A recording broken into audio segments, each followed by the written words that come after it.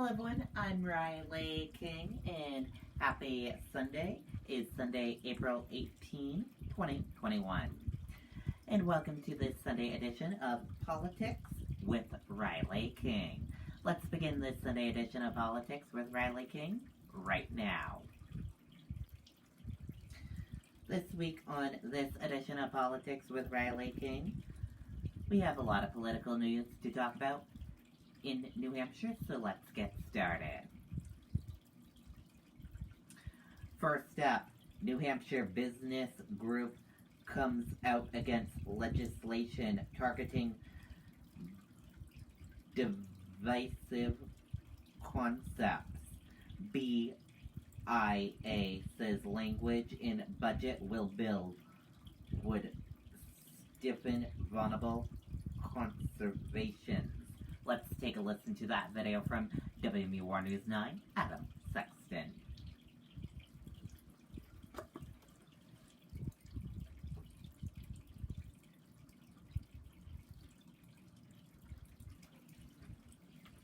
Tractor has been in our family since 1955, when great-grandfather Pearlie and our grandfather George decided to sell tractors out of their barn with a work ethic geared towards customer satisfaction.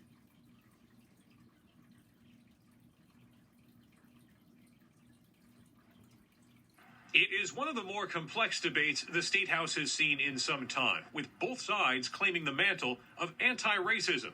The Republican-controlled House adopted language into the state budget from a hotly contested piece of legislation, House Bill 544, targeting so-called divisive concepts. The goal is to stop the state from doing business with contractors who have incorporated tenets of critical race theory into their diversity training, workplace conversations that are already underway, according to the Business and Industry Association. And sometimes those conversations include unconscious bias. They include discussions of systemic racism that may exist in the country.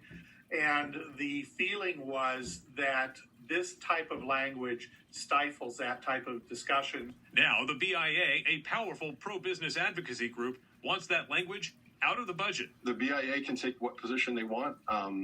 Maybe their membership should reach out to their executive board and make sure that that organization isn't going woke. You know, we see corporations around the country trying to pressure state legislatures into, a certain political agenda. The most strident critics call this legislation racist, confounding the bill's supporters who say their effort is aimed at stopping discrimination. They attempt to read into this statute things that it doesn't say. But many people of color in New Hampshire believe this language in the budget seeks to outlaw a discussion that is only just beginning. They're interested to see what the state Senate does with it. We love New Hampshire as a minority, as a woman, as someone who grew up here and is a business owner. But to act like we are above racism and are above any issues that affect us on a national scale, to me is naive. So I think that as Granite Staters, we can do better. Adam Sexton, WMUR News 9. Okay, and there you go on that video and that report.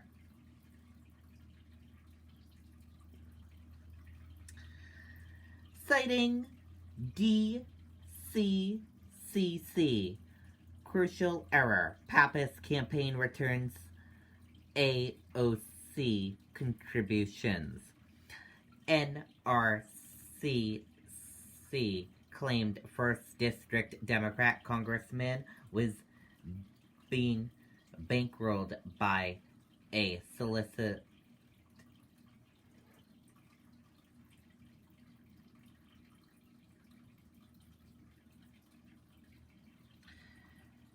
Gerard enters race for mayor of Manchester. Let's take a listen to that video from WMUR News 9. Their reviews? Our reviews. I'm so happy. Find out what we're all about at adamvroofing.com. Rich Gerard has weathered the storms of Manchester city politics, and now he's navigating into a new one, the 2021 race for mayor of New Hampshire's Queen City. As a young alderman, he ran for mayor 20 years ago in 2001 and lost, learning some lessons along the way. I'm a little older, a little wiser, I have a better, I have far more life experience to bring to bear on the issues that are facing the city. Gerard says a top priority is bringing Manchester out of the COVID-19 pandemic on a strong footing. He's also concerned about property taxes and wants to prioritize public safety and education. With Mayor Gerard, you're going to see initiatives that are going to, I think, systematically change how the city approaches a number of issues. Gerard is a familiar face at City Hall, having served in several capacities, most recently on the school board. And in the style of Manchester city politics, he doesn't shy away from a fight. I think things have declined to a point now in the city where somebody like me, who's known to do their homework on the issues, who's known to take a stand on issues and is absolutely willing to, or I should say isn't afraid to get their hands dirty making the changes. I think the time is right. In Manchester, Adam Sexton, WMUR News 9. Okay, and there you go on that video in that report.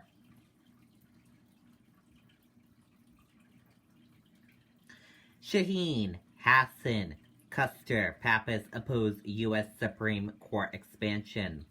All Democratic New Hampshire congressional delegation weighs in on the newly unveiled bill to expand court to 13 justices.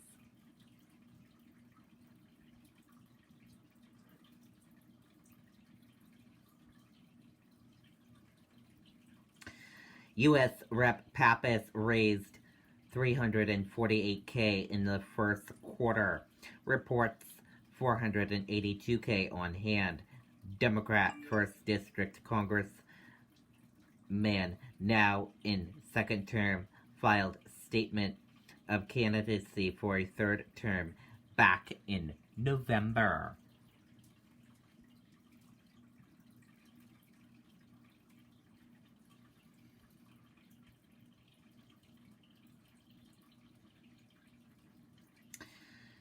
With nearly $3 million raised in the first quarter, Hassan continues to set New Hampshire records. Senator's campaign ramps up effort to win second term. Reports $4.4 million in cash on hand. And that does it for this Sunday edition of Politics with Riley King. Thank you for watching this Sunday edition of Politics with Riley King. Have a great rest of your Sunday, and I'll see you back here next Sunday for another edition of Politics with Riley King. Goodbye, everyone.